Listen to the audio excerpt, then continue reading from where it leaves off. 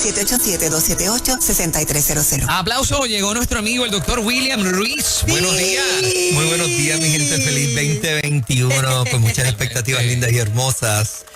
En este 2021, respetando a todas las opiniones, ¿verdad?, de todo el mundo, doctor Ruiz ya se vacunó, está en la segunda dosis, fue ayer. Muy bien. No he querido poner nada en las redes todavía, pero allí voy a poner mi certificado, voy a poner las veces que me inyecté y todas las cositas. Le dije, además hay que publicarlo porque obviamente hay gente que está preguntando, ¿y el doctor Ruiz se habrá vacunado? Porque él está en la línea de defensa.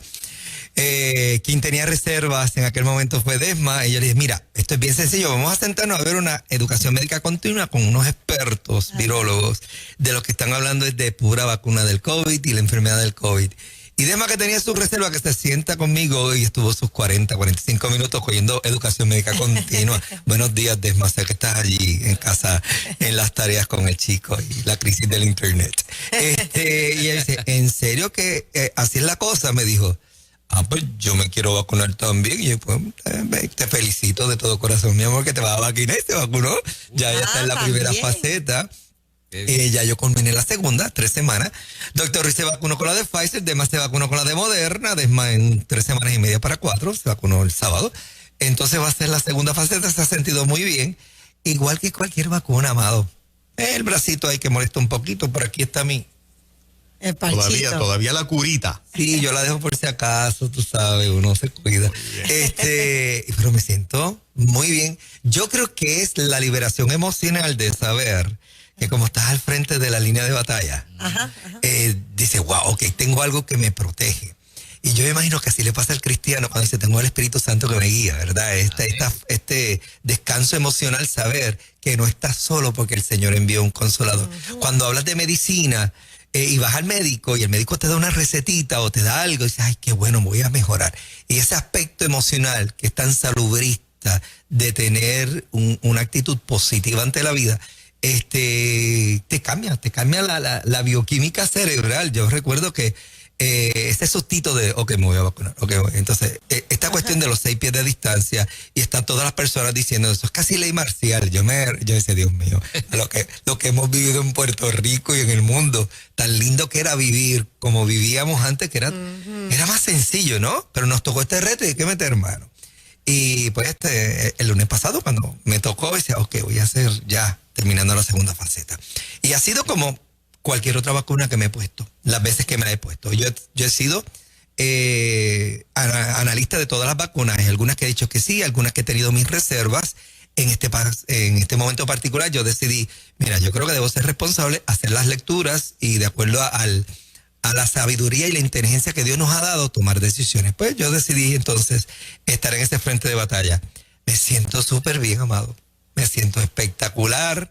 Ustedes saben que te ves súper bien. Sí, ustedes saben que empecé antes de las Navidades a hacer ayunos sustentados, se fueron 18 libritas por ahí, todo el mundo dice, ¿qué tú lo estás haciendo? Y dice, pues nada, cuidándome un poquitito más, porque obviamente tenemos que, lo que predicamos en términos de salud, vivirlo y ejercerlo como sacerdocio en términos de la medicina, ¿no? Y así que, yo no sé, yo tengo tantas esperanzas de este 2021. Sí me siento muy contento. Los pacientes, la oficina, volvimos a la luz como cuando pasó con María, que de momento todo se apagó, y de momento poco a poco. Yo recuerdo en el segmento que dije aquí una vez, Dios mío, vi los camiones que están cargando bloques de cemento, vi hasta los mantecados paicos que hacían años que no los veía. Decía, wow, el país está volviendo a la normalidad. Igual con la vacuna, acabo de recibir un correo electrónico sobre la fase 1B, donde ya las personas mayores de 65 años, los familiares de los médicos, que tienen a su cargo, como yo que tengo parte de la familia en casa, que bueno, estamos como que cayendo en tiempo. Así que yo les invito a ustedes que usted haga el ejercicio. En mi familia hay gente que no se ha vacunado y que dicen que no, que van a esperar. En mi oficina hay profesionales que han decidido, yo decido esperar, fantástico. Pero aquel que tenga la convicción, como dijo el doctor Ruiz, voy con esta tu fuerza, Señor. Y la Biblia dice que ninguna arma forjada contra mí prosperará. Yo voy para allí y me voy a vacunar. Que la vacuna tenga miedo de mí, no yo de la vacuna. Así que me lancé y contento. Y aquí estamos para hablar de Cuéntanos que un poquito es el tema de hoy. cirugía de histerectomía. Ok. Hay tanta confusión en cuanto a esto. Y yo creo que tenemos que hablar de la cirugía. ¿Por qué? Porque la histerectomía es una cirugía que se ha convertido en una de las cirugías más populares en Estados Unidos y Puerto Rico. Y no es porque la gente quiera hacérsela, sino por la necesidad que hay de que mujeres día tras día tienen una tortura china con esta cuestión de sangrar en excesos. Y los excesos, obviamente, en el sangrado, ¿qué trae como consecuencia? ¿Qué le pasó a la mujer de flujo de sangre? Una anemia severa. Esa mujer tuvo por 10, 12 años. Le trajo repercusiones sociales, marginada, alejada.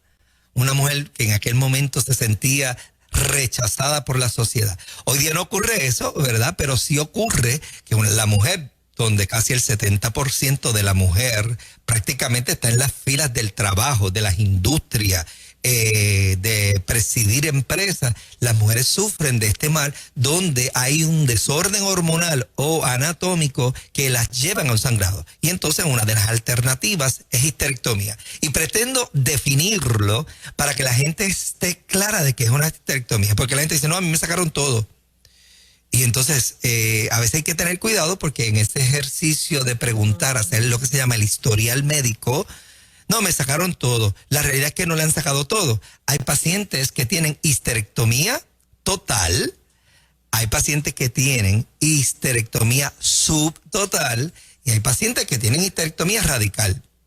Y ok, y todos esos nombres, doctor, hagamos un mapa. Explíqueme. La subtotal es porque hubo una emergencia, por ejemplo, en una cesárea, que el paciente sangró o fue una placenta previa y se tomó en ese momento la decisión de salvarle la vida a la mamá y sacamos parte del útero para que el paciente no sangre más, pero se quedó el cuello de la matriz. En arroz de habichuela, como dice la gente del campo. Me dejaron el cuello de la matriz. Doctor, ¿pero qué es eso? Porque no entiendo. El cuellito de la matriz piensa en una pera. El cuerpo de la pera, la parte gruesa de la pera sería la matriz y el cuellito sería el pedacito flaquito de la pera o del aguacate. Esa partecita que está bien cercana, bien directa a la vagina.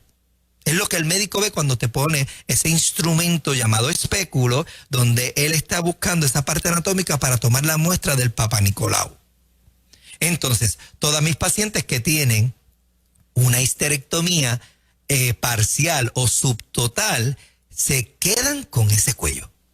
Y esa es la paciente que es como si tuviese matriz, porque para propósitos del Papa Nicolau, usted tiene que vigilar según los estándares y cuidados del Colegio de Ginecólogos Obstetras de Estados Unidos y Puerto Rico, el cervix, porque ahí es donde se desarrolla el famoso cáncer vaginal que dicen las mujeres, cáncer de cervix. Así que en la subtotal te quedaste con ese pedacito que el médico tiene que hacerte la prueba del Papa Nicolau.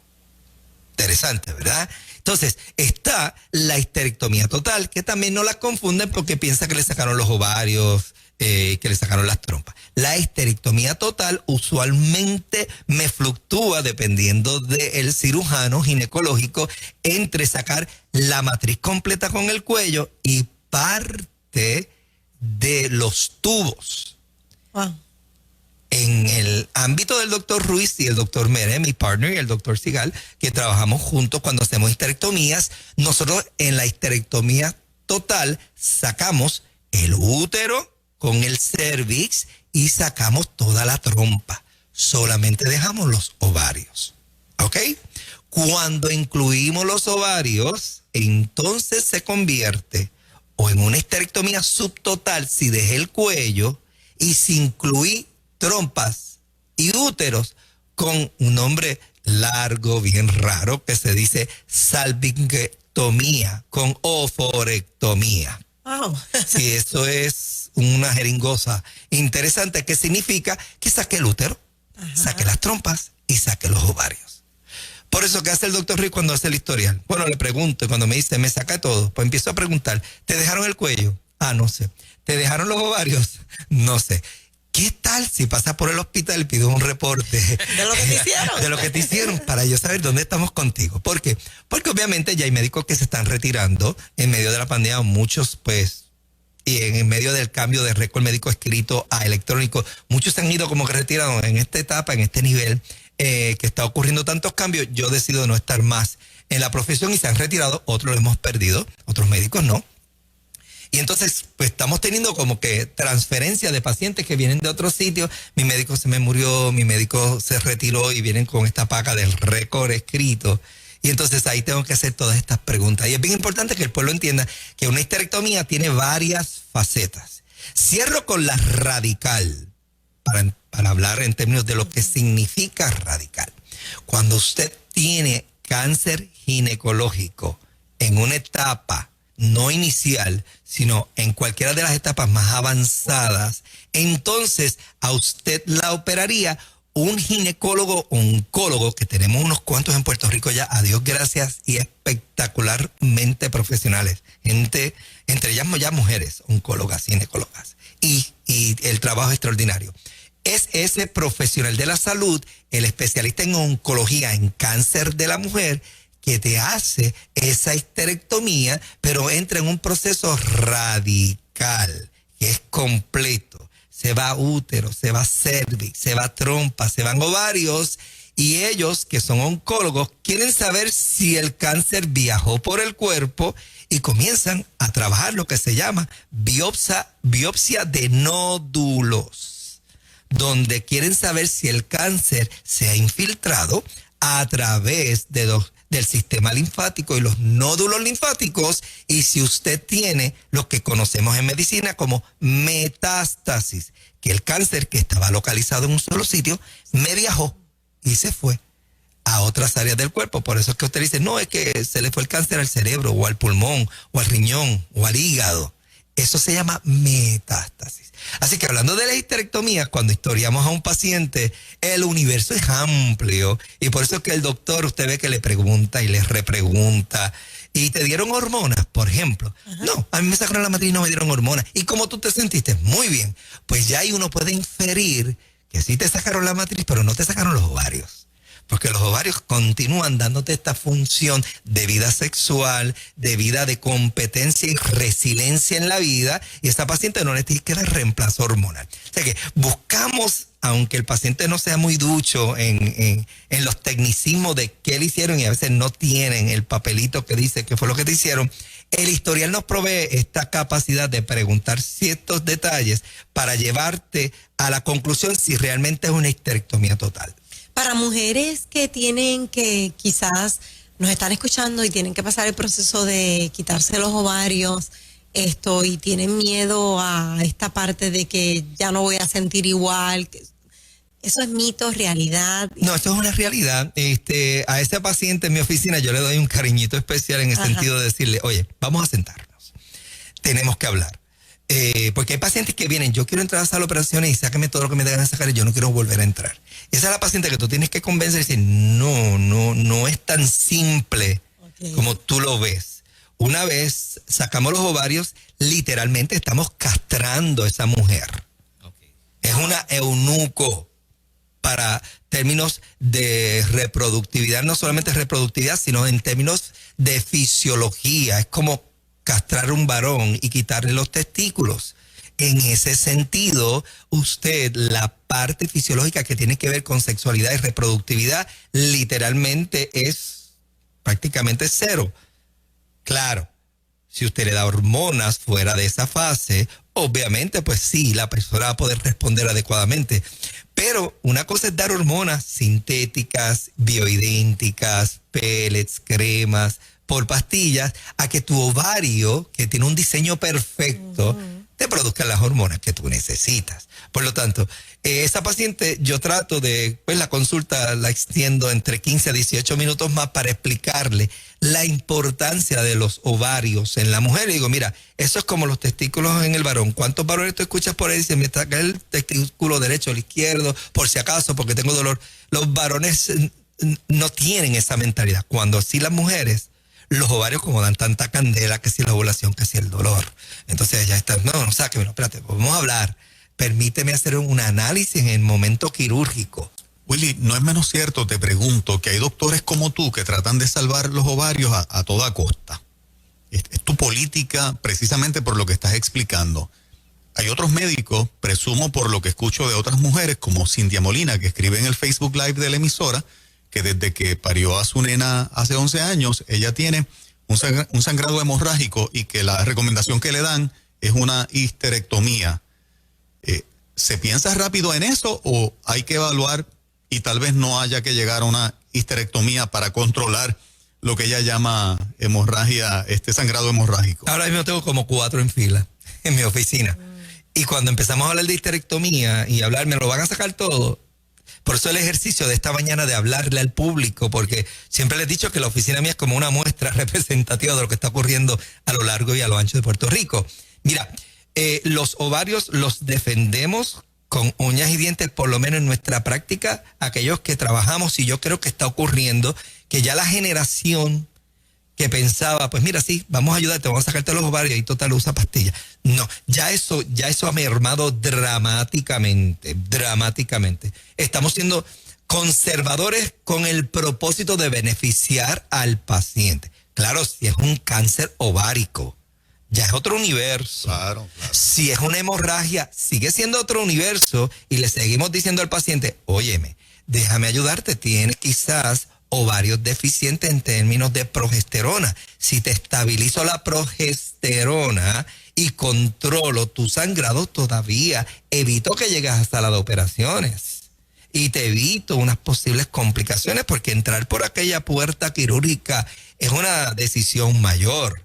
Hay gente que entran por esa puerta quirúrgica y no salen. Y es verdad que ocurre una en yo no sé cuánto, pero el día que ocurre es catastrófico hasta para el médico. Ese día el médico, su vida está hecha a cuadritos. Ningún médico quiere perder un paciente y enfrentar a un familiar y decirle, perdimos a tu hijo, a tu hija. Muy complicado por demás, somos seres humanos, somos empáticos, ¿no? Así que esa mujer que está sufriendo este problema de sangrado en exceso, hay varias opciones. Se le puede hacer ablaciones, se le puede hacer raspe, 1, 2, tal vez 3. Se le puede ayudar a controlar el desfase hormonal que tiene esta paciente. Y bueno, tengo pacientes que al darle un medicamento de usted me hizo la vida, usted me arregló, me enderezó, yo no tuve que operarme y todo el mundo me decía que me sacara el útero y no tengo por qué. O sea, felices. Y yo creo que en este ejercicio profesional, si seguimos los estándares de cuidado del Colegio de Ginecólogos Obstetras de Puerto Rico y Estados Unidos, tenemos amplitud para decirle a esa paciente, dame la confianza de tratar de entender qué está pasando contigo y yo te doy opciones. Hay otras que dicen, no quiero opción A, opción B, ni opción C, quiero que me saque el útero. También para ese paciente tenemos esa opción, después que el paciente, a través de un consentimiento informado, diga, sí, el doctor me explicó esto y esto y esto, yo no lo voy a manejar, yo quiero esto. Y obviamente hemos tenido esos casos. ¿Cómo ocurre con las cesáreas, por ejemplo? Hay mujeres que después de haber leído dicen, yo no paro ni en esta vida ni en la próxima, yo no quiero dar a luz. Y tiene lo que se llama cesarean section upon demand, por demanda, por deseo de, y las han habido. Y hemos tenido que sentarnos, renegociar con el paciente y luego de explicarle los pros y los contras, permitir a esa paciente que vaya para una cesárea. Doctor, yo recuerdo una conocida de la familia, lo que escuchaba a cierta distancia, ¿no? Pero en repetidas ocasiones. Pues la anemia, el sangrado que no paraba, un raspe, 2 raspes, y luego y no pasaba nada, y cómo se deterioraba la salud, ¿no? de esa mujer.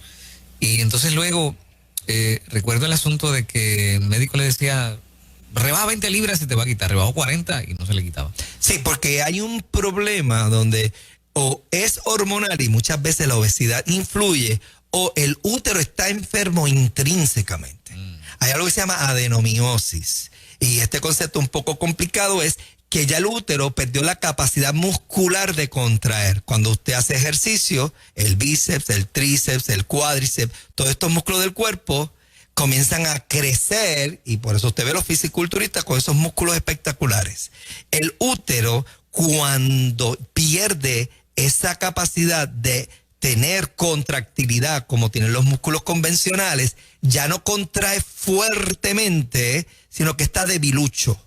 Entonces no contrae bien y entonces en el proceso de la menstruación, el útero tiene que sufrir luego de 3 a 5 días una contracción fuerte para cerrar y dejar de sangrar.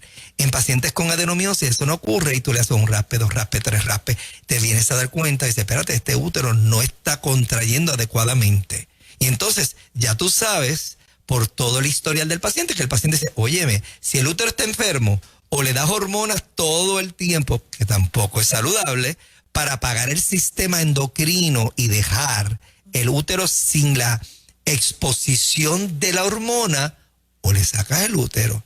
Y usualmente hacemos una combinación. Te doy hormona un tiempito, te controlo, pero tienes que irte a una histerectomía. Las chicas que necesitan una cita contigo, el tiempo no corrió, Willy. Eso así, sabía que esto iba a pasar. Estamos en el 278-2393. Ese es el teléfono de pila de la oficina, pero texté mejor. Texté al 423-2424, 938-6565 y le vamos a estar ayudando desde el pintoresco pueblo de Dorado. Gracias, doctor. Excelente, muchas bendiciones. Lindo día. Buen día, buen día.